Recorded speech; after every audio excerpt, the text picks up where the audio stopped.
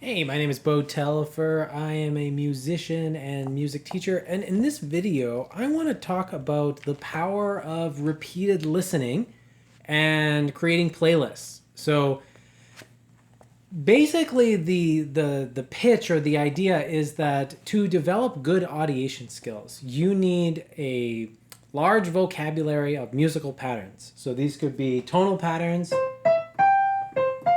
harmonic patterns, rhythmic patterns.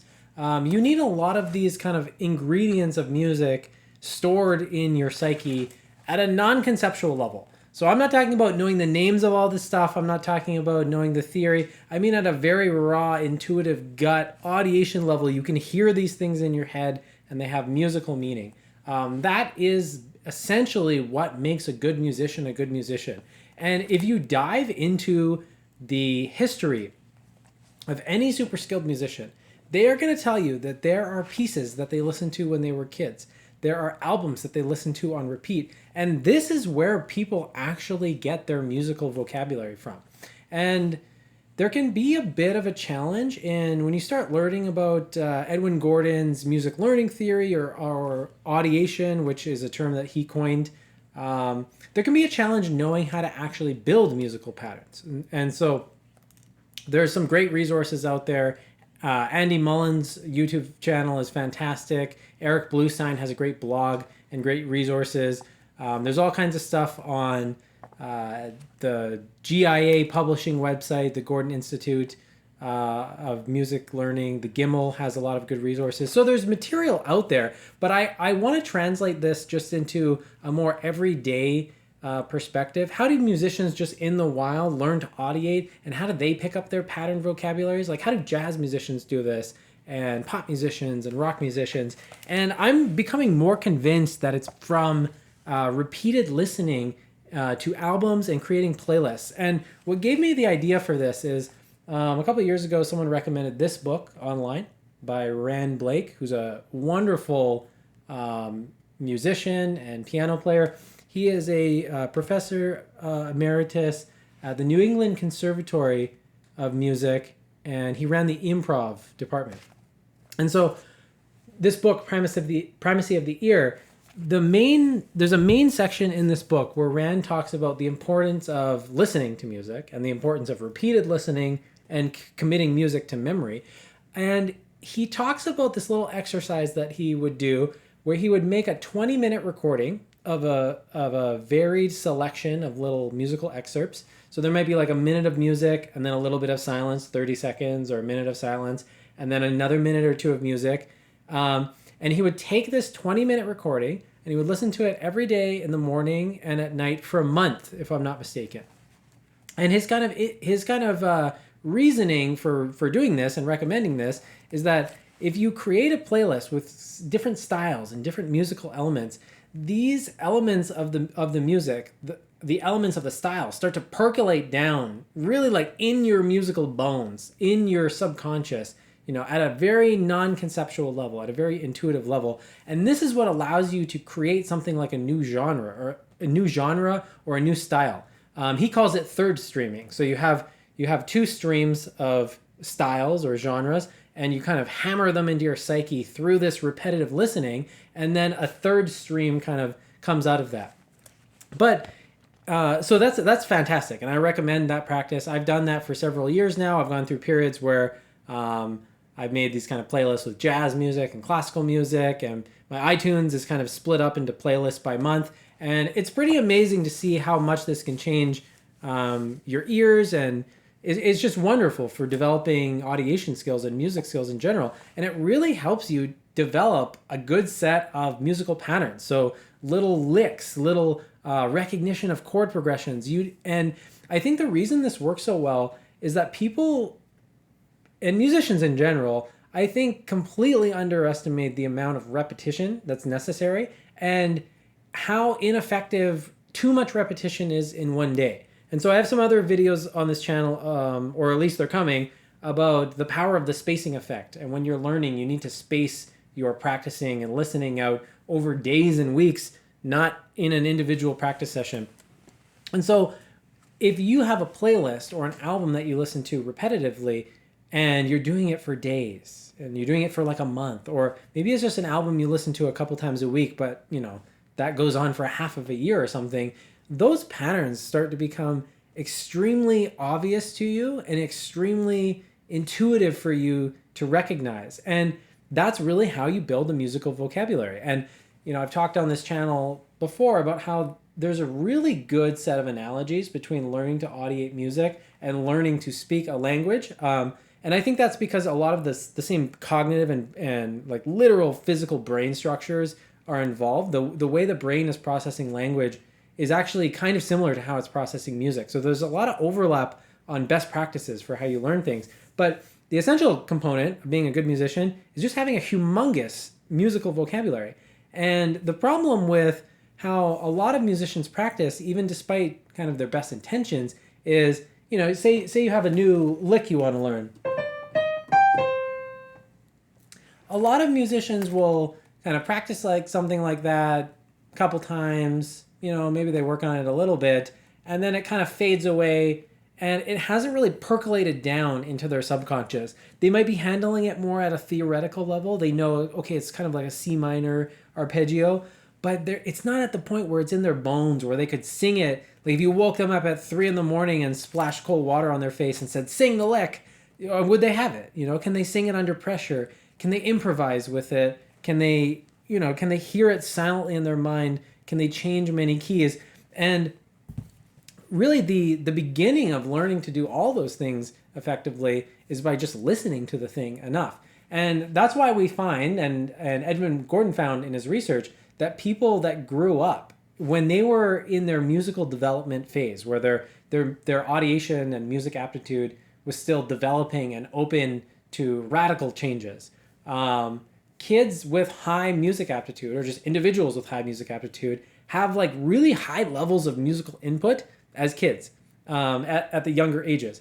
And a phenomenon that I've noticed, and I've mentioned on my podcast Audiation in the Wild many times, with my co-host Eric Rasmussen and now Ron Malanga, is that I think a lot of people who grow up being quite musical but didn't have musical parents or musical training in their very kind of formative years, where they're getting their musical vocabulary is from listening to video game music repetitively, from watching movie music repetitively, and listening to albums. And so my parents, for example, did listen to music.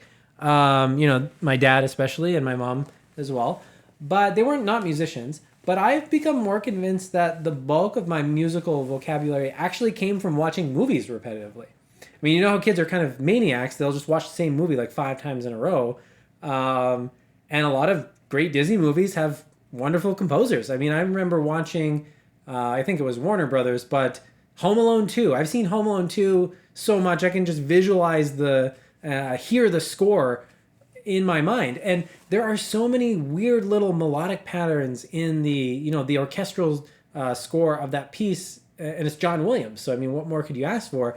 But I think that's where a lot of my musical vocabulary came from, was from listening to video game music on repeat and listening to film music on repeat. An interesting thing about film music and video game music, you get a lot more variety in terms of both harmonic and rhythmic content.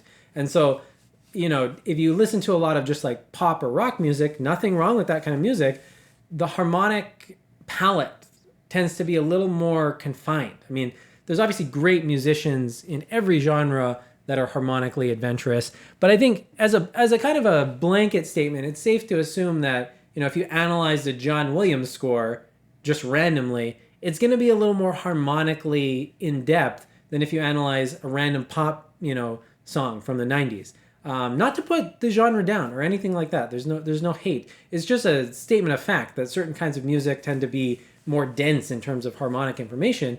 And in your formative years, when you're a kid, or if you're a developing musician who's trying to grow their ears, you want a variety of music. You want to listen to pop music. You want to listen to blues and jazz, but also this classical music that's very high dose on the harmonic functions and content. It's great for kids to hear. And so just a quick little video just to encourage, you, if you're a musician or music teacher, whether you're a hobby musician or a professional musician, Make playlists and listen to them over and over again. I mean, I've kind of done this thing. I've experimented with like Rand Blake's protocol.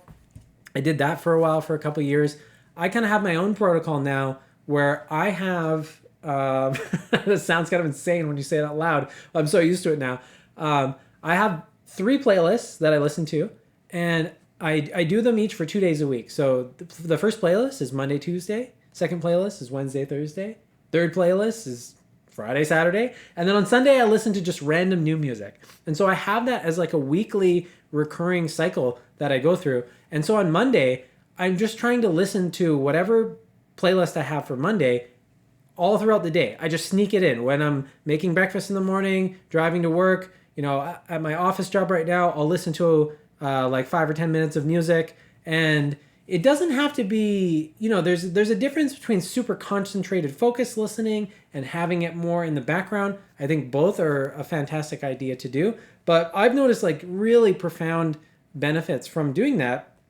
And same thing with my students. I noticed that the students that have playlists that listen to the same songs repetitively, they do really well on their instruments because they're getting such high dose and high repetition of these certain musical patterns. And that's really what we're talking about here, is that the way music education works, when you're learning new content, unless you're already a trained musician and you understand this, you need a lot more repetition and exposure than you probably think you do.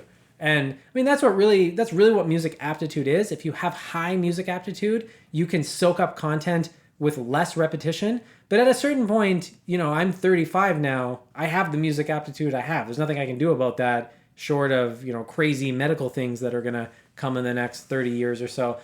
All I can do is just jam the music in. I mean, I can increase the dosage that I'm experiencing this musical content at. And it makes a big difference. I think this is why the Suzuki method, there's no shortage of criticism of the Suzuki method, which I think is unfortunate because I think the method is sound. It's proven itself to be effective and works. I think it's a wonderful system for teaching music to kids, especially, or for just anyone learning an instrument. But the reason, one of my favorite things about the Suzuki method, and I'm not a Suzuki teacher, I'm not authorized to teach with that method, I don't have the training, but they have kids just listen to the songs they're learning. I mean, listen to it while you're eating breakfast, listen to it when you come home from school. And you know, one of my pet peeves here is when I hear music teachers say they don't want their students to listen to the pieces they're learning because they don't want the performer's interpretation to change how they will interpret it. I kind of see the point a little bit, but it kind of seems silly. You know, in a certain sense, if you are a developing musician and you don't have the audiation skills to look at a piece of music and know what it's going to sound like and interpret it on your own, you need actual examples of that music. And so you should be listening to, I mean, it is better to listen to more than one version of it. I do agree that if you just listen to one version of a piece, you can kind of start always interpreting it like how that version of it is. And that's a fine critique of listening to pieces you're learning. But I think you're better off in the long run listening to the pieces that you learn. Especially if you're going to be putting lots of time into these pieces, it's good to kind of cement them into your mind. And so yeah, hopefully that is useful. Highly recommend making playlists, experimenting with them, and you know, keep listening to them for a while. I mean, I keep a playlist going, an ongoing playlist now for several months, and I'll just slowly add a track to it every week, and so I keep the thing kind of snowballing and growing. But my name is Beau. I offer online piano and guitar lessons, as well as coaching for musicians and music teachers. So the piano and the guitar lessons are pretty obvious in terms of what it would include. But in terms of coaching, I often find that musicians, there's a lot of people out there, whether you're a musician or a music teacher, where you're quite driven and you're able to, you know, learn lots of music on your own, or maybe you're running a teaching studio. But it can be very helpful to have someone who's thought more about the organization and the productivity side and the psychology side. It can help to check in with someone once a week, talk about your goals, talk about what you're trying to do, and have someone that can maybe give you a different perspective or encourage you to triple down on what you're doing, or to, you know, cut yourself some slack and back off. And I love doing that with people. So if that's something you're interested in, I do offer coaching programs, and usually anywhere from a month to a couple months of coaching has been very effective for people to just help them get a start on projects, or even better, help them finish projects, which is usually the bigger problem. So if that's something you're interested in, shoot me a comment or send me an email. Thanks for tuning in. Have a wonderful day and enjoy your playlist that you hopefully will be making as soon as this video ends.